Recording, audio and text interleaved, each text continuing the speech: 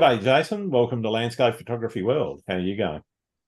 Yeah, I'm good. Thanks for inviting me, Grant. It's my first podcast, so I'm looking forward to it.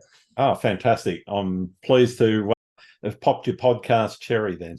Why don't you start off telling us a little bit about yourself and how you got into landscape photography? Okay. I don't really class myself as a landscape photographer, to be quite honest. I'm a Okay. generalist. I've Yeah, had all I'm kind sorts. of a generalist. I probably, like a lot of people of our age, I was given a camera for my birthday, my 16th birthday, a film camera, obviously, given my age, and took a few pictures with it and was utterly hooked. At the age of 16, I knew what I wanted to do. I knew I wanted to be a photographer, had absolutely no idea how I was going to do that. I got lucky in that you've heard of the enlarger company called Durst. Yes. Yep. Yep, I got a job with them when I was 17 Oh, on wow. their research and development department. And basically from there, just went through all the gears. Worked on the cruise ships for about 15 years, running photography concessions, and gave that up in 2011. Yep. Came back to shore. You may have seen my backstory is that I lived in Ukraine until the war started. Yeah. Settled down in Odessa and just set out shooting whatever I felt like shooting, just going off and doing travel shoots, primarily shooting video as well as photos, because video stock is where the money is. Yeah. Right. And then obviously had to come over here to the UK, beginning of 22 because of the war with my wife. And we decided to settle in the Northeast just because of the sheer range of beautiful places we've got up here that I can go out and shoot within 15 minutes of home. Yeah. Fantastic. Really flourished from there. The photography side of it has come back, whereas for the last few years, I've just concentrated entirely on video, because that's what made the money. I'm really back into the photography now. Okay. So what place does photography, and I'm obviously more interested in the landscape photography, but also feel free to talk about any other genres as well. What place does photography have in your life? I think I've lost you. Can you hear me? Yep, I can hear you. I lost you there for a second. Do you want Okay. to just repeat the question? Yep. It's all right. I'll start again. Sure, yeah. So, what does photography mean to you? What place does it have in your life? And it might not just be landscape photography, photography in general. Without trying to sound cliched, it has been my life. It's my happy place. I'm not a particularly outdoorsy sort of person, but I just love being in a beautiful location behind a lens, usually sometime before everybody's got up in the morning. Yep. Nobody around, just me, the camera, and what's in front of me. And that's where I'm happiest. And I guess that's what it really means to me. No, that's me. That's just on my own with a camera. Sounds blissful. It is. It can be. Yeah. Yeah. So when did it start to become art for you in terms of the landscape stuff? Where a lot of people start out, as you say, going to beautiful places and they just take a wide angle shot and they're happy with that. And it could be any time of the day. When did it actually start to be, oh, I want to go out when the light is at the best and I really want to make this image something a little bit above just the snapshot? It's a good question. In terms of really wanting to make the images talk, I think probably around 2009, I was very lucky enough to go to Antarctica. Nice. Yeah. I was managing a photography concession on a cruise ship, and I had just the most unrivaled access to going ashore. I wasn't limited by the time I could be ashore. I could be ashore all the time. And just those landscapes opened up to me of Antarctica. And I was just blown away by them, just blown away by them. And I think that's where I started to think I need to concentrate on making this scene in front of me look the very best it can. And rather than just holding up the camera and saying, that looks good, let's just take that. It was actually started to really think about the elements within the scenes. And yeah, I think that's probably it. The sort of my first trip down to Antarctica was where I really started to think about landscapes. Yeah, cool. And how did that sort of process of starting to drive down that artistic channel and creativity, where did that sort of passion and what motivates you now is another real question that I've got for you. It's a good question again. It's just the final image. It's just being able to see that final image, the concept of what I had in my mind on the screen or in a print in front of me is what motivates me. Like I said, coming up here, we have so many beautiful places that I can literally not have anything in mind. I can look at the weather one morning or the night before and say, yeah, that's going to be good. There's going to be some mist. There's going to be some clouds in the sky. And I can just go out at 7 o'clock in the morning before anyone's around and get a shot. And I know in my mind what I want that shot to achieve. Yeah. It comes to me when I'm on the scene. Okay. I don't tend to plan anything way ahead because you just never know whether the weather's going to play ball or whatever. So it comes to be, I have a list of things that I want to shoot. Okay. And I have a few weather apps, and I basically look at the weather apps for the week ahead, think, okay, yeah, Wednesday's looking good. We'll go and shoot one of those things on the list on Wednesday. Yeah, I normally ask that question about where do you fit on the planning to spontaneous spectrum, and yeah. Sounds like you're around about the middle somewhere. And yeah, I think probably veering more towards the spontaneous. I do have a list of places I want to shoot, but I don't research them deeply. I might go into Google Earth and Google Maps and Street View and stuff and see what there is, but I don't sit in front of the photographer's emeritus, whatever, ephemeris, working out the light angles and that sort of stuff all the time. If there's a particular type of shot, I've got one shot in mind that I really do need to use that app to achieve the shot, but in general, I wouldn't be using stuff like that. It's very much, because you can get there and the sun will be behind a cloud anyway. So everyone's technique, particularly in the field, evolves over time and with experience and so forth. And the better you know your camera and your gear and the accessories that you accumulate along the way, how do you use that experience to experiment? Do you experiment in your photography much, or is it I've got a set routine and this works for me?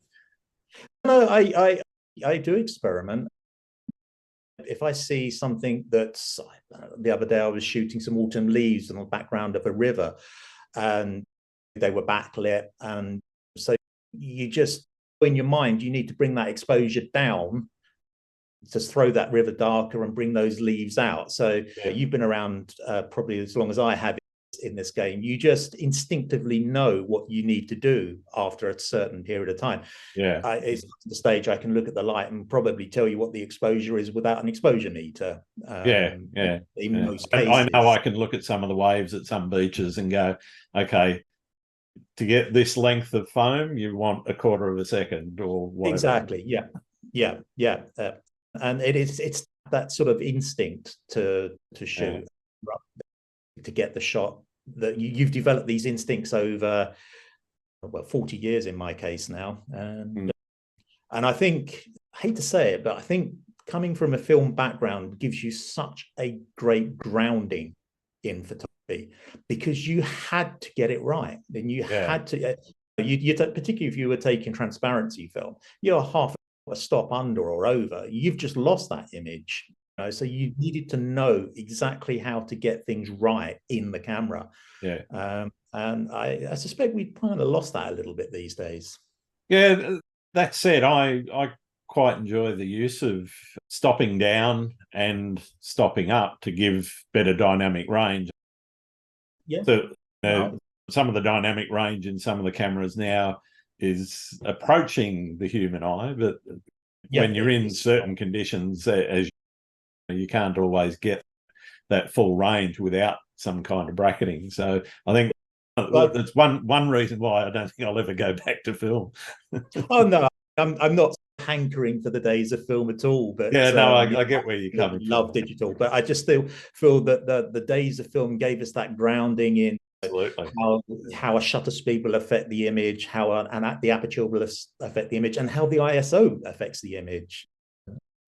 That said, I literally bracket everything I shoot these days. Really? Nearly everything I shoot is off a tripod, and I bracket everything I shoot, which is not good for hard drive space, but it is good for making sure you've got exactly the right exposure for the vision that you've got of that shot. So. Yeah. I'm very similar. I do a lot of bracketing, a little bit of focus stacking, but mostly bracketing for my shooting as well. And as you say, it does give you that leverage to nail the exposure right across the dynamic range. It makes a real difference. And of course you can HDR it. It used to be a dirty word, but I think HDR has come round now to a point where you can create really beautiful images with HDR, very natural looking images, as opposed to the garish stuff that the really bizarre early stuff that was around. Yeah, there was some awful stuff out there. I used to hate HDR, but now I absolutely love it. It's a technique from the days of film where a photographer would shoot an under, over, and a normal exposure and merge them in larger. So it's nothing. But and this is what I say to a lot of people that I've spoken to in workshops and so forth, is that most of the technique, because they say, oh, I want to try and get it right in camera. And I said, what you're actually saying is you're leaving it to the camera manufacturer or the software manufacturer for the camera manufacturer hired to set your creative vision. What you need to do is actually look at editing as the darkroom, and it's no different to what used to happen back in the film days. 99% of, bar the AI stuff that's creeping in now in Photoshop and Lightroom, 99% of what you can do in Lightroom and Photoshop is exactly what you can do in the darkroom. Yeah. Oh no, I 100%. And I always, when people say I get it, I always try to get it right in the camera. I'd love to have a look at Ansel Adams' negatives, because they are going to look nothing like the prints that his printer put out. But he used to spend hours briefing his printer and working with his printer to get those images. Exactly. The fact is that the negative, or the digital negative, is just the template. It's the template of what it's your starting point.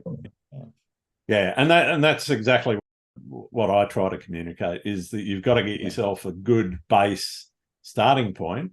Yes, you don't want blown highlights and ultra black shadows. What you want, some detail in those shadows. You want your highlights to be visible, and sometimes that does mean taking multiple shots to get across that dynamic range so you can get what you want. So what sort of things are you mentioned trying to express some kind of story around the image and the place that you're in? What kind of story is it that you're trying to express, and what sort of things are you expressing through your photography? I think I try to express the beauty of things. I do some darker stuff, but most of my photography, if you look through my website, it has this sort of saturated, colorful feel to it. And I just try to, I've suffered not deeply from depression. I get some fairly deep ups and downs, and photography for me is a way of just bringing out the color in life, even on the gray days, just bringing out the color in life. And I think that's what my photography actually expresses. That said, I quite enjoy doing a bit of sort of gritty realism and stuff like that, but I'll always come back to trying to convey nature, or even the beauty of a city in its color and its dynamism. So that's where my sort of heart lies, in that sort of aspect. I certainly like a lot of what you do, and in particular some of those grittier images, some of your street photography sort of stuff is quite interesting. because it is a little bit edgier and a little bit out there from the, I guess, the rolling green hills of Cumberland or Northumberland or so forth. Yeah. How would you describe your style in terms of where it started and where it's going? It started from nowhere. I just didn't have a style. Nobody really did. And that was for many years, I think. I think it's only once my wife and I, we worked together on the cruise ships as photographers. And when I got off and we settled down and I started to look through what I'd captured in the years of traveling, I started to identify that sort of colorful style that a lot of my images had. So that's developed, and I've continued that, and I still enjoy that colorful, saturated, full of life style. But I'm definitely moving towards some darker stuff now, some sort of more gritty realism. It's great living up here because not only have we got this beautiful scenery and stunning cathedrals and cities, but we've got that gritty northern industrial aspect to it as well, which you know, the beauty and the functionality of the bridges in Newcastle just absolutely inspire me. They're both beautiful and somewhat derelict and neglected, and I just love trying to portray both of those in the same image. You've got the template, actually, the practice run for the Sydney Harbour Bridge there in Newcastle, haven't you? We have indeed, same company that built it. Right. I've been corrected a few times about that. It wasn't the template. In fact, they're not exactly the same either. They are pretty much the same. Yeah. The weather's a bit different. The view's a little bit different, and the time's a little bit narrower, I think, than the definitely, yeah. But equally stunning locations, I think. Oh, absolutely. And I guess you've also got quite a lot of historical buildings there. I know in and around the north of England, the number of historical sites that are there.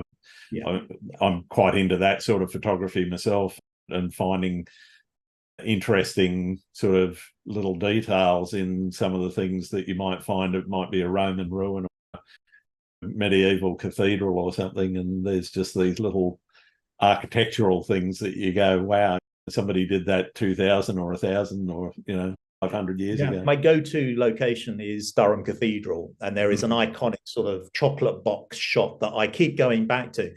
But every time I go back to it, I try to represent it in a slightly different way, trying just to avoid a little bit of the chocolate box imagery. Sure. It's just one of those locations that there's very few places I've been to in the world where I go back to, would go back to again and again, just because of the sheer beauty of the place. And it's in front of the cathedral, and it just, every time it gets me, just beautiful location to see. Yeah. You made the choice, obviously, to become a photographer very early on. And from the sounds of it, it was a calling rather than a distinct career choice, going through a career advisor or whatever that a lot of people go through to find their way in life. How have you balanced that part of your life with the rest of your life? Or is it out of balance? Can be. You know what? It defines my life. It's, if I'm not shooting for professional reasons, I'm often shooting for personal reasons. Sure. I can't separate my regular life from my photographic life. They're basically the same thing. I'm always tinkering with a photo or posting a picture that I really like up on social media or whatever. It's always there. It's always part of my life. How do you, with your commercial stuff, how do you maintain your sort of creative vision and your artistic view of the world while also catering to what the client demands are? Because what the client wants and what's possible are not always the same, but also how do you drive for something that the client actually wants delivered? To be honest, I don't really have clients that commission my work. Most of my work is sold. I used to sell through micro stock, but I've given up that. I'll only sell through Alamy and macro stock, or by selling prints, or by teaching online courses that I have a number of available and stuff like that. So I don't really have any constraints, if you like. I'm not, Right. when I, in previous lives, I used to have to work constrained to what a client wanted. But now I'm utterly free to shoot whatever I want. And I know what prints are going to sell. Yep. Social media is a great thing for that. If something gets loads and loads of likes, people are going to buy it. Yeah. Yeah. And so if I'm looking to shoot something with making some money in mind out of it, I will just follow what social media demands, if you like, but not necessarily constrained by it. Stock is very different, obviously. Stock photography, you never know what's going to sell in stock photography, to be honest. You literally, I've had stuff that I think is incredibly bland sell multiple times, and stuff that I think is just absolutely stunning never sells. That you just I know you that. put a finger up in the air and just wait to see what's going to sell with stock photography, which is exciting because it gives you the ability to just experiment constantly and just put your best pictures up. Absolutely. Absolutely. I'm interested in your time in Ukraine. What drove the choice to move there to Odessa in the first place? That was quite simple. I married a Ukrainian. Oh, okay. We worked together on cruise ships. Okay. Tanya was working in the casino of a cruise ship that I was working on, and I used to set up the photo studio in the casino on formal nights.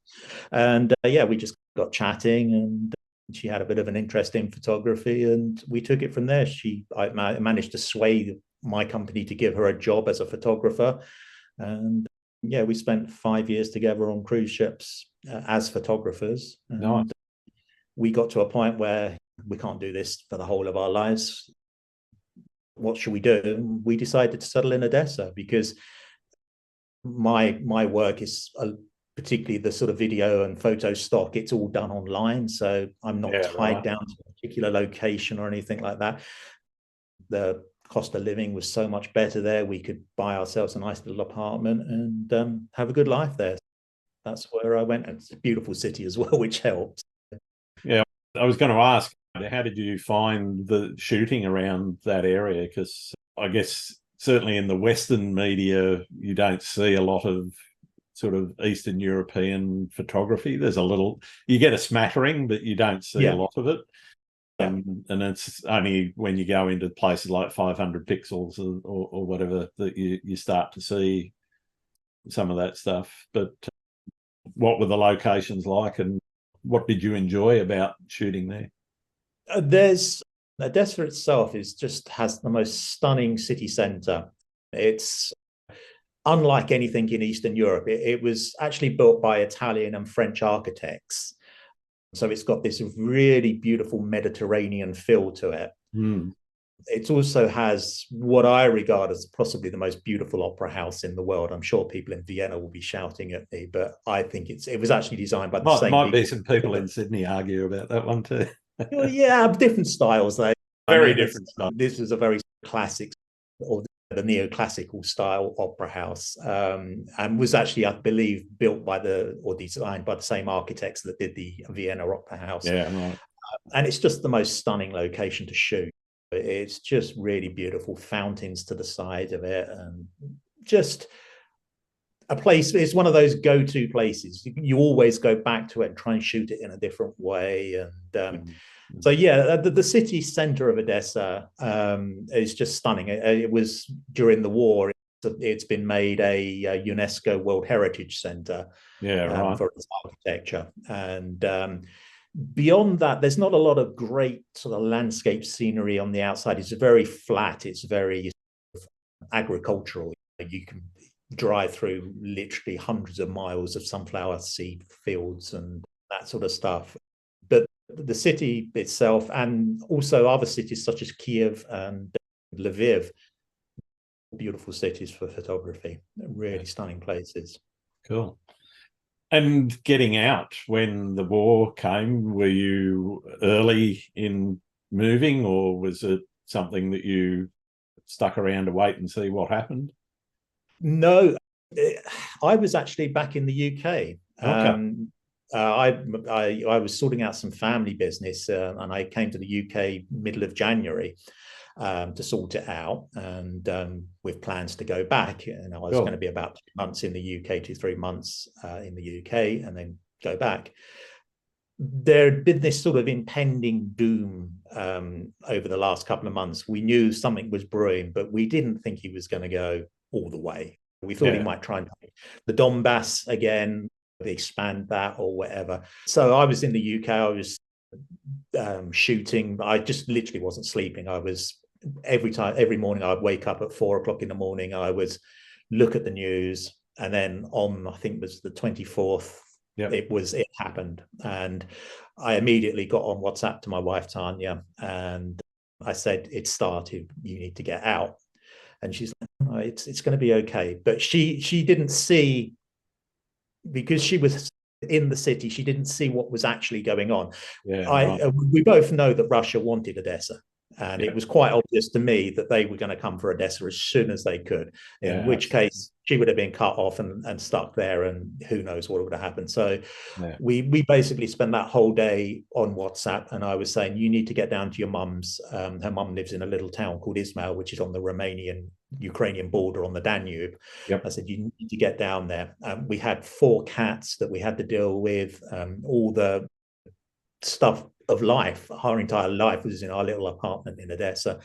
So she had a horrendous sort of 36 hours sorting that out. Fortunately, we got friends to come in and live with our cats, and that she went down to Ismail, and we decided that I would fly out to in Romania.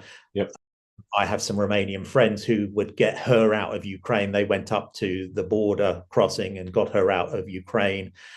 Basically, we reunited in Bucharest on, I think, the 6th of March. And then we actually had to Airbnb in Bucharest until the UK government issued the visa, which was about a month later. She got the UK visa. And then we came back, lived in London for a while.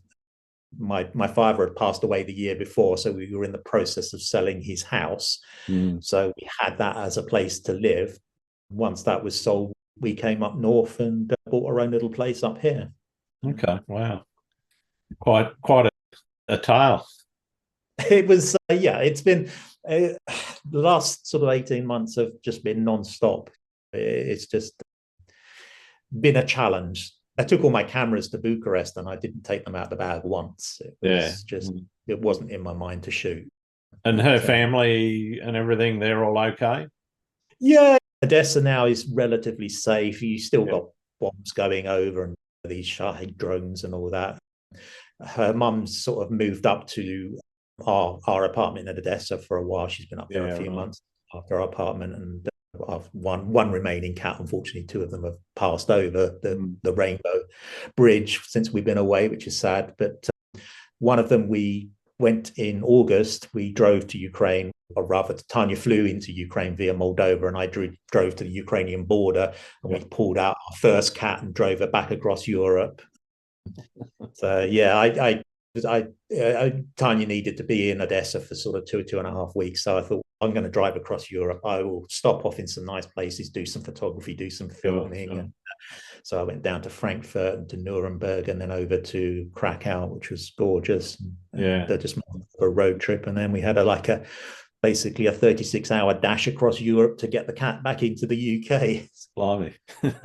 Yeah, it was a challenge, but there's these adventures that you'll look back on in your life. Oh, definitely.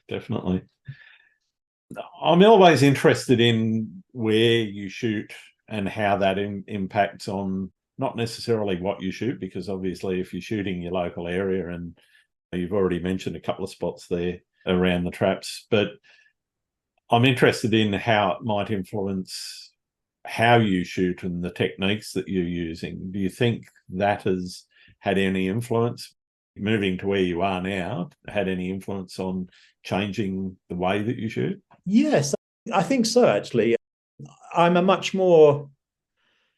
taking a much more considered approach to photography. I wouldn't say I pre-consider things, because I don't. I have a rough idea in my mind what I want to achieve.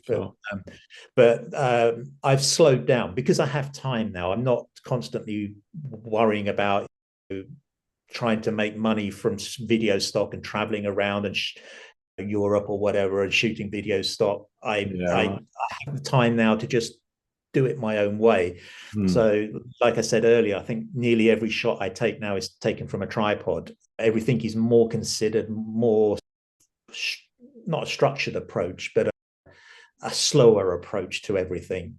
I still take loads of pictures and I'll take loads of angles, but it'll all be done with, I think what I'm trying to say is I'm about the image quality now, much more about the quality of the image that's coming out of the camera than just trying to get the shot. It's all about making sure that everything's pin sharp, that the exposure's spot on, the histogram's not clipping, and just getting everything perfect in the camera so that I've got the perfect negative, digital negative to work with when I bring it back to Lightroom or whatever I'm using. So yeah, that's where I most definitely have changed. And I had the opportunity to, there was a quite a well-known YouTuber, director of photography, that was selling some of his gear, and amongst it was a Fuji GFX 50S.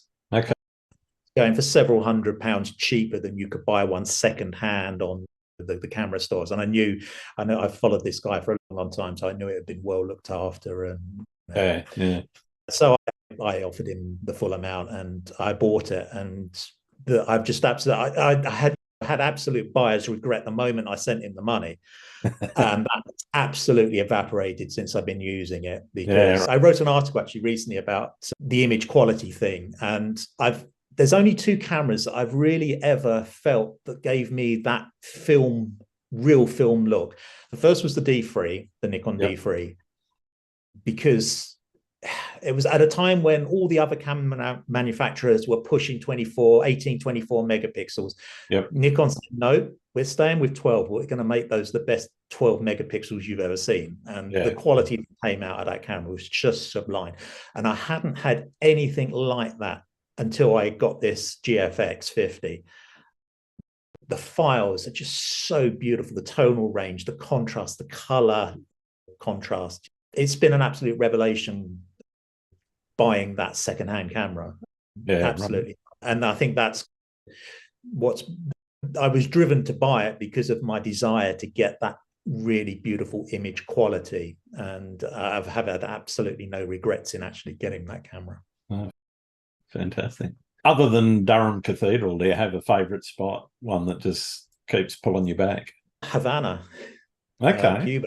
I was lucky enough to go there quite a few times. And it is an absolute photographer's playground. It's the colour, the people. You can take picture of people. You don't have this fear of asking somebody to take their picture and them say, no, leave me alone. It's I'll have my picture taken with you. It's just the openness of the people, the color, the contrast of the old cars and the old buildings, and people walking along with modern mobile phones but 1950s cars in the background. That contrast and color and energy of the city is just a place that really draws to me, and I'd love to go back. I've been probably about 5 or 6 times in the sort of early 2000s and 2010, 2011 onwards a little bit, but I haven't been back for about 10 years. So that's definitely a place I'd like to go back to. Cool. Sounds marvelous. It is an amazing place. It's definitely on my list. It's one that I haven't got to yet, but you should definitely give it a go, because it is such a stunning. And even if you get outside of Havana, the countryside is absolutely stunning as well. Yeah. If you could retire at one of the places you've shot, which would it be? It would be Odessa. Okay. It's my home. It's my wife's home. There's always photography to be done there, and that's where I would want to spend the rest of my days. It's the contrast again. It reminds me a little bit of Havana, and you've got these amazing contrasts of sort of these Soviet buildings and this sort of 19th century Italian architecture. The brutalist versus the Italian classical. And both of them have their own sort of beauty. That I love the brutalist architecture, not the bland stuff, but the real sort of landmark stuff. Yeah. The absolutely incredible. And so Odessa has been my home and hopefully will continue to be my home and the place that I wish to retire to. And I certainly hope you do get back there. Thanks. I think we will. It's going to take a little time, unfortunately. Yeah, just a bit, unfortunately. Yeah. What's your most memorable experience in photography? Machu Picchu, I think. We couldn't get on the ship's tour, so we had to do it ourselves, and we had to do it in a 2.5-day time frame, which basically meant flying from Lima to and taking a 95-mile taxi ride to a train station, and then a train arriving at 1 o'clock in the morning, getting up at 5 o'clock in the same morning and going up into the park and then shooting the hell out of it. We were there when the gates opened, so there were no other people in the actual Machu Picchu itself. So the clouds were rolling over the hills, and just an absolutely magical photographic experience, and one that absolutely sticks in my mind, I think. Yeah, no, it's a fantastic place. So that is one on my bucket list that I have ticked off. Yeah.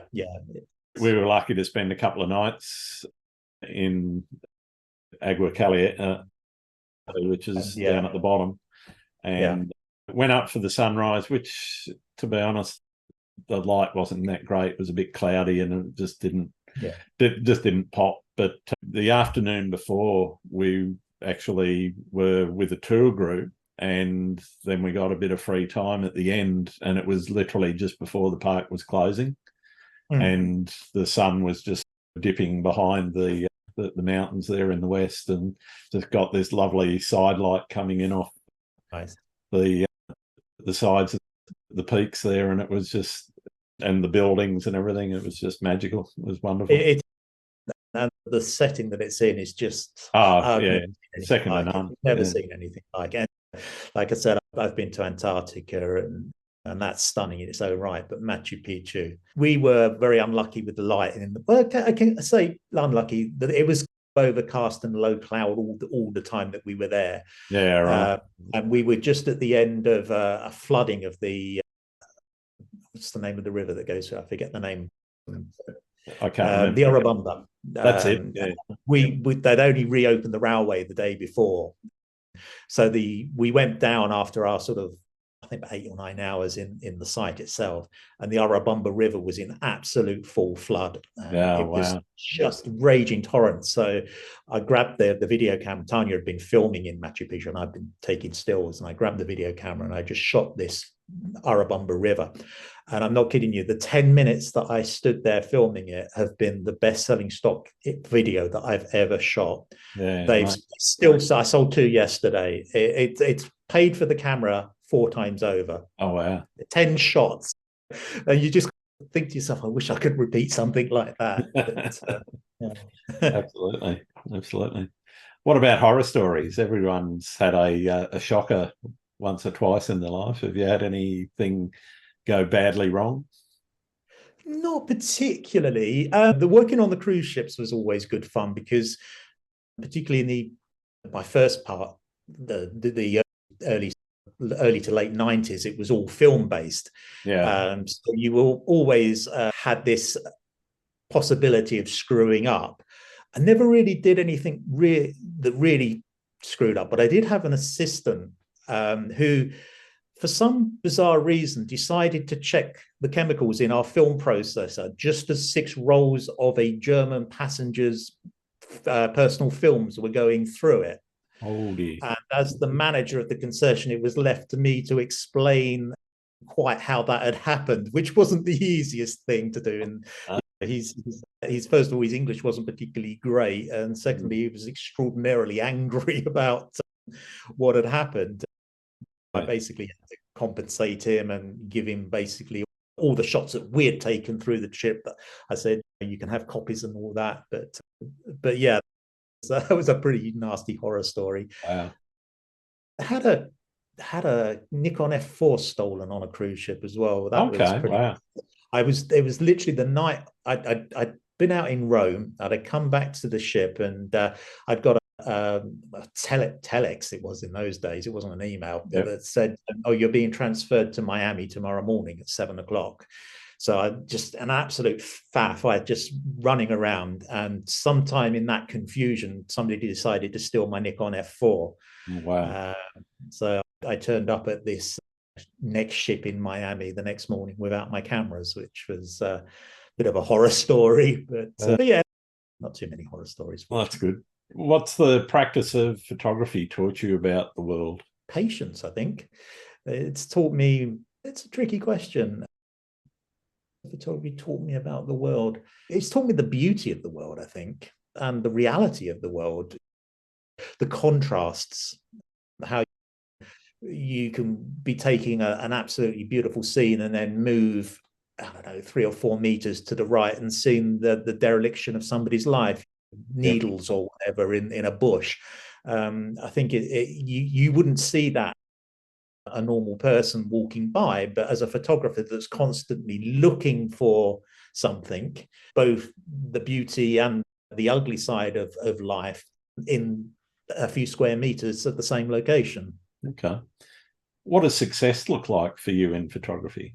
And it doesn't have to be financial success. I think it's the success is if people like your pictures.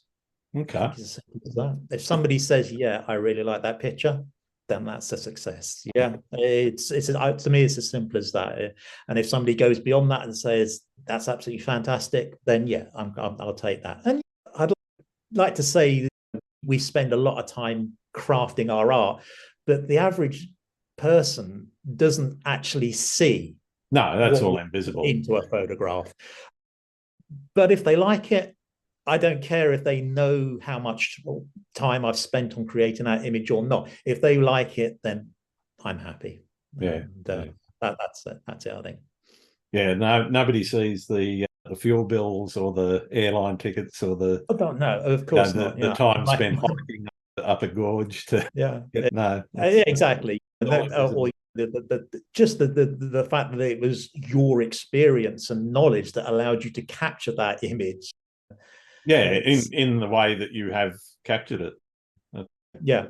I think it's we're at a point where you have to keep taking more and more striking images, and I think we're in an era where unfortunately a striking image is often better liked than a well composed image.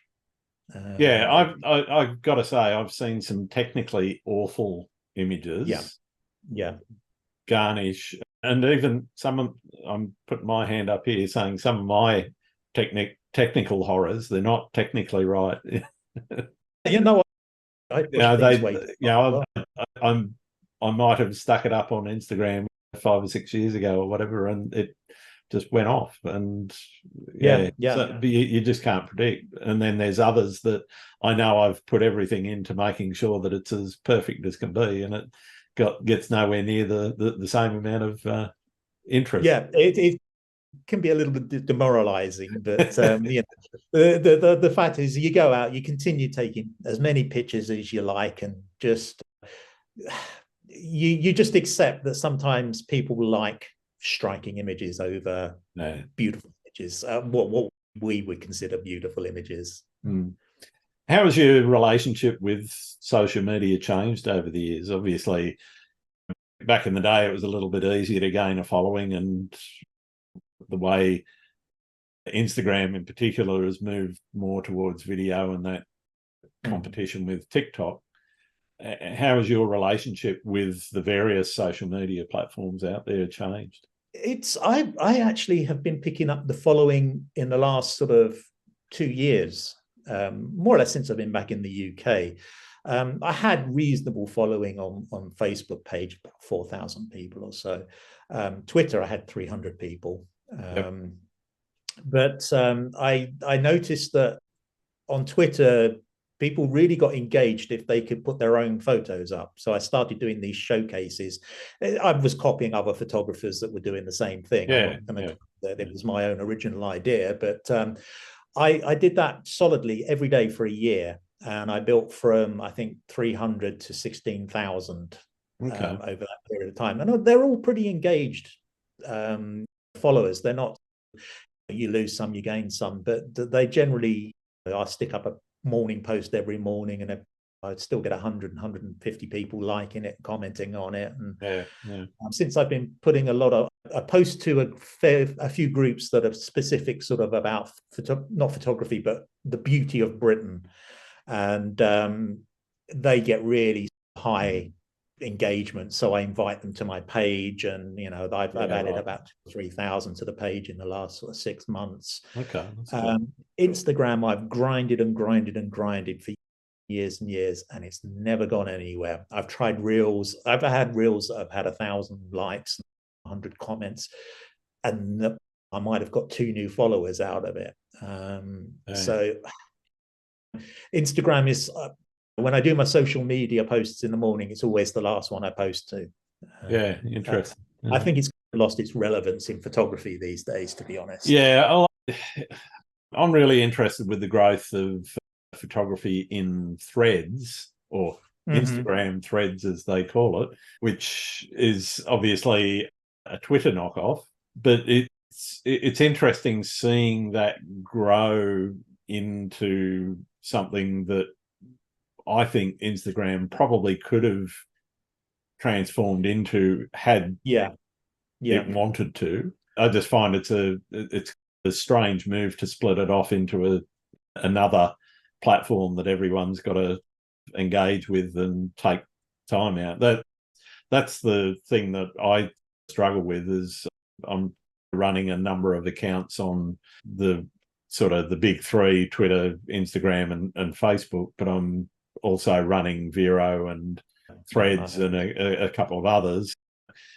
But yeah, I just find it interesting the way that they've made that move, and I'm interested to hear your thoughts on it. I think Threads is it's literally got nothing to do with us. I think it's just Zuckerberg and Musk show. I think pumping chests. Yeah, that's it. Yeah, exactly. It's just Zuckerberg's. Yeah, you've got Twitter. You bought Twitter. I'll bring something out. I've got the money to do it. And that said, I got in it on the first day, and it didn't go anywhere. But I've been posting the last few months every day, and I'm literally just copying my Twitter post to the Threads. And my audience is going up. My followership is, I think, up to about 600 now, from about 30. It languished about 30 for the first few weeks, and it's growing. And the engagement there, the irony is that I put the identical post on Twitter, or X as it's called now, and Threads. And with 500-600 followers on Threads, I will get double the engagement that I do on X. Yeah. So that encourages me. I think it's got a long way to go. I don't think you can put video on it at the moment, and you can't. No, it doesn't do video. There's also no hashtags, which in a lot of cases isn't a bad thing either. Yeah, having seen some of the hashtags trending this morning, I'd be inclined to agree with you. But and I tried Vera. I just couldn't get on with that. It's just it confuses me. It's my issue with it is the bugs in the Android app, because I'm on Android, and to be honest, I persevere with it just to try and engage, though I've noticed the engagement there has dropped off. And I think part of the problem is that, it's still in beta, and yes, they've still got work to do to fix some of the issues that they've got. And they fixed a couple of them, but there's just weird stuff, like if you do an at mention of somebody in your post and edit further into your post, the little blue highlight disappears, which means the at actually doesn't work. So you've got to then go back and edit that at and pick the person again, so it will go blue, and then you can hit post and send it. And it's just little wrinkles like that just make it frustrating to use. And I guess that I'm considering whether or not I continue with it or not. I'm still getting some engagement there, but it certainly dropped from where it started off. There was quite a buzz when it first kicked off. Then it went dead again, and then it came back to life about a year or so later, or 18 months later, and then I can see it slowly dropping back off again. So I'm just not sure how that's that's going to go. Yeah, it is. It's tricky to know where to put all your eggs. Really, Yeah, it's well, that's why I scattergun. yeah. I think for me at the moment, um, is reserved for people that potentially buy prints. I'm putting my work out there, and people saying, "Oh, I love that." I invite them to my page, and they're No, potentially prints and calendars do okay on Facebook. Yeah, yeah. as long as you My can get Twitter following. as long as you Sorry, can go get on. the shop working. It's not a Like, nightmare. And then the problem is if you use external links in any social media, it just it just plummets your dumps the engagement down. But yeah, I think Facebook's the place for that, and Twitter is very much. A lot of my followers on Twitter are very good amateur photographers, enthusiast photographers, quite a few professionals as well. So that sort of is reserved for the courses and the educational side, because I've got courses out there, and I'm setting up this learn center, if you like, on my website where people can learn from me either directly or online. And awesome. So I think that's where that audience lies. Yeah. I want to talk a little bit about what you do when you come home from a shoot. Are you straight into editing, or do you let them marinate for a while and get into them later on? No, I'm just straight away. First of all, it's religious for me to images, I back them up. Yeah. And then I just want to see what I've got. So I'm straight into it. I don't really think too much about the editing process. If I see something that's got a little bit of blue light in it, a little bit colder, I'll think, yeah, okay, we'll go a little bit cold on that one, and I'll just crack on and do it. And I don't even rate them half the time. I usually rate them about 2 or 3 days after I've edited them, which is probably not the best way to do things. But yeah, no, I always want to see what I've got. So yeah, a cup of tea, cup of coffee, and Lightroom. That's the process. Fair enough. And is it all Lightroom, or are you Lightroom Photoshop, or Lightroom some other tool? I dabble with Photoshop. I'm quite lucky in that, because I'm an Adobe stock contributor, I submit a lot of video to them. Yep. They give Lightroom and Photoshop away to their top contributors, so I get it for free. Yeah. Okay. So yeah, I do tend to. There are things that you can do in Photoshop that you can't do in Lightroom, the separation of the layers and stuff like that. But I'd say it's probably 95% Lightroom and then another 5% Photoshop. I dabbled with Capture One because obviously I'm a Fuji shooter. There is known issues with X-Trans sensors and Lightroom. I found a few people on YouTube that come up with some good suggestions that basically when you import your Fuji RAWs, you turn the detail down to 0 and the worms go away.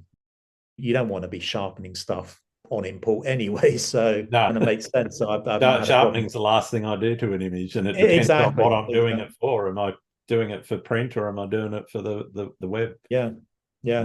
I don't have that problem with the GFX files because it's not an X-Trans sensor. Now, Lightroom, I started off on Aperture, which I absolutely loved, Apple Aperture, and I was so angry when they got rid of that. It was such a waste of a really good program. And I still think to this day that it had the potential to be better than Lightroom is now, if they played with it.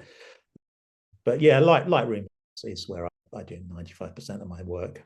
Nice. What kind of time would you put into an image? It can be anything from a few seconds to a few hours. Okay. There's no set. There's some images that you can boost the contrast a little bit, blacks, whites, a little bit of highlights, add a little bit of saturation or desaturate it, touch of clarity, and it's done.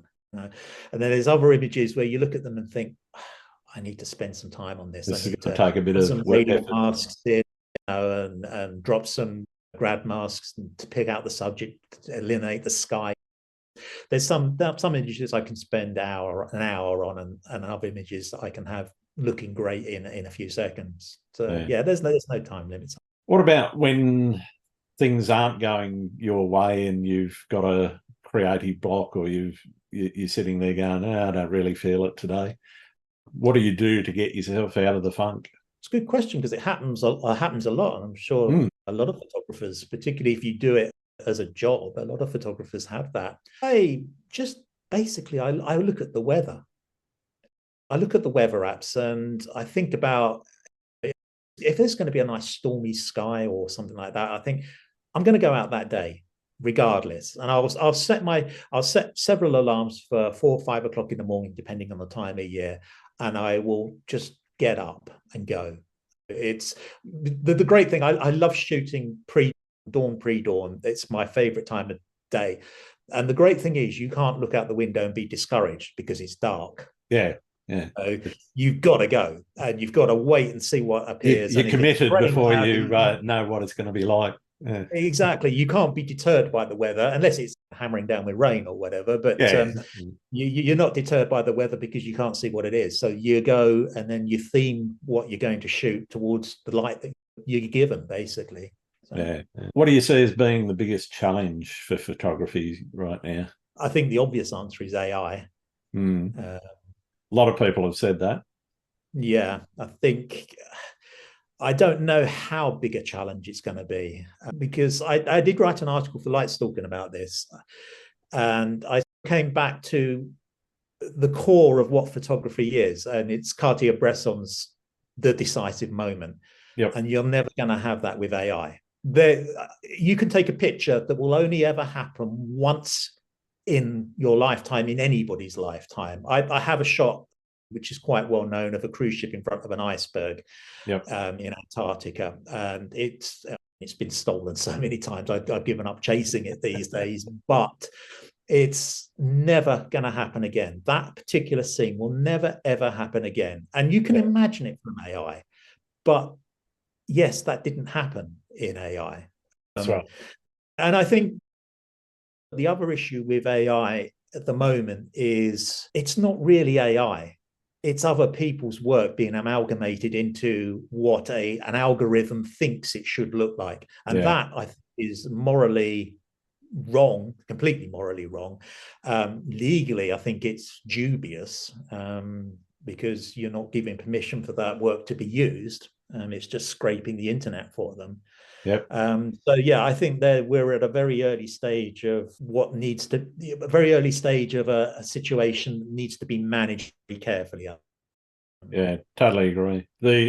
For me, I've dabbled a little bit in it just to see what it can do, and it's constantly evolving and changing. And I use AI tools in the production of this podcast, but that's more around words and transcription and a couple of other tools for that. But when it comes to image creation and photography, the murkiness of the ownership for me is the bit that I'm struggling mostly with. That point around where's the learning for the machine come from in the first place?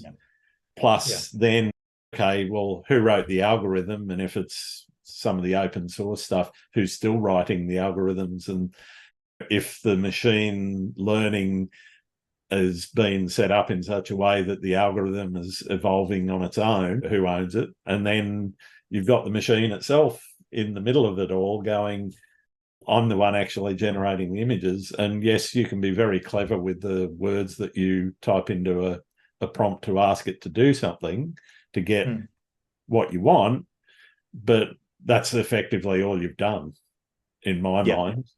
Everything else you're leaning 100%. on. Yeah, you're leaning on the talents of potentially millions of other people to get you what you've asked for. That kind of leads me on to another aspect that worries me about photography at the moment is the loss of technique, understanding technique, because we're getting to a stage now where cameras are so good, you don't need to have technique. Now, you need to have a compositional eye. Some people have it, some people don't. And it can be taught. I kind of lament the loss of people not understanding why their camera is producing that image, why that water is blurred, why that leaf is in focus and the background is out of focus. People not understanding that. And I think that is a huge loss to photography. and I can see again. I wrote an article quite a while ago where I can see a point where AI will be incorporated into cameras to give people an idea of where the composition should be. Yeah. And where does Yeah. that leave us?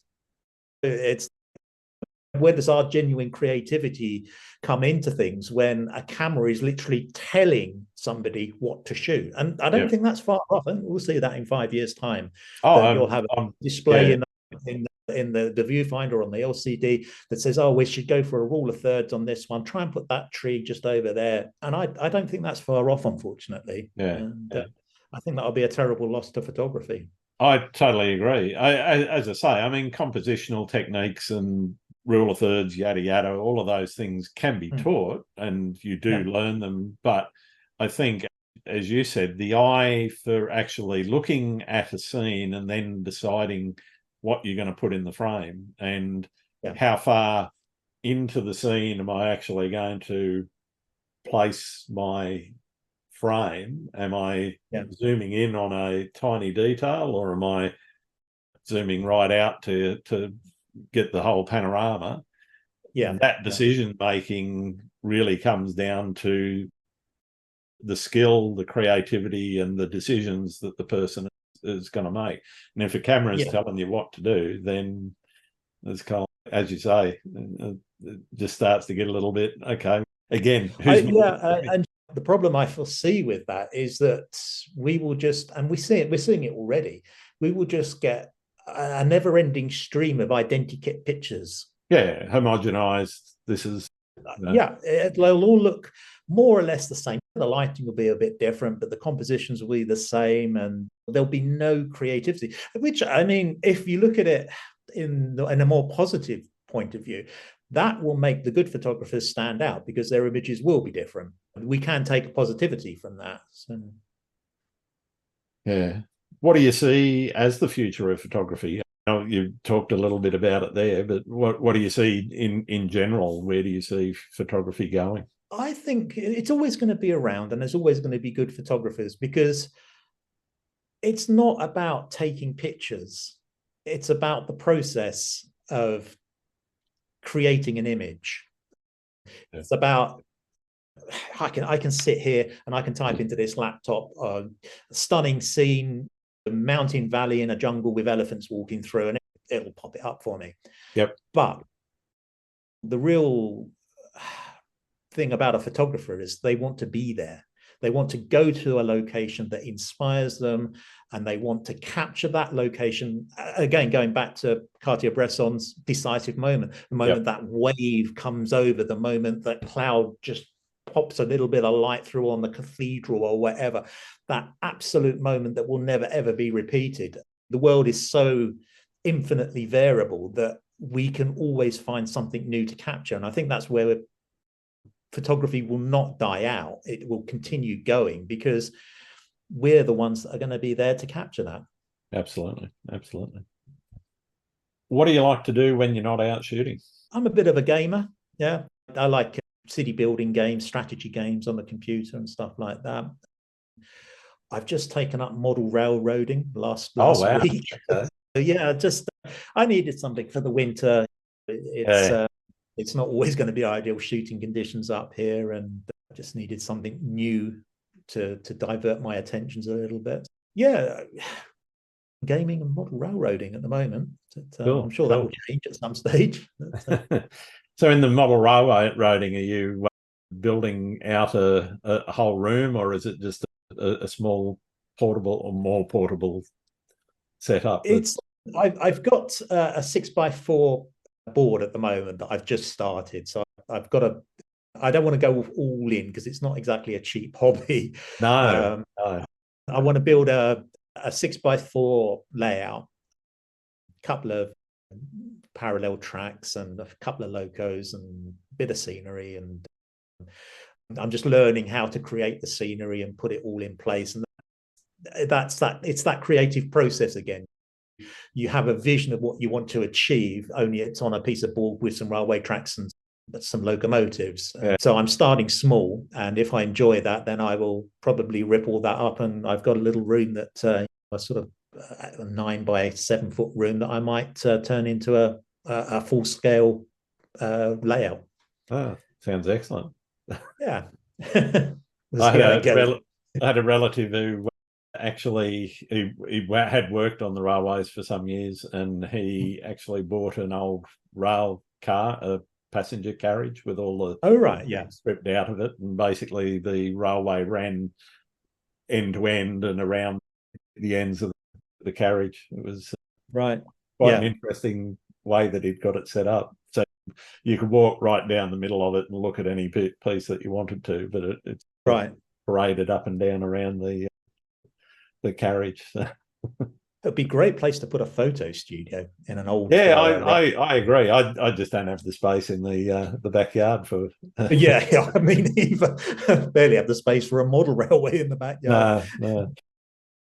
All right. Well, I've got to wrap up shortly, but I've got a couple more questions for you. Are there any photographers out there that you think should be on the podcast? You got me off the top of my head. I can't think of any. There's so many. That's the problem. There's so many. There are some very good photographers on my Twitter who follow me and I follow them, but I'm terrible with remembering names, unfortunately.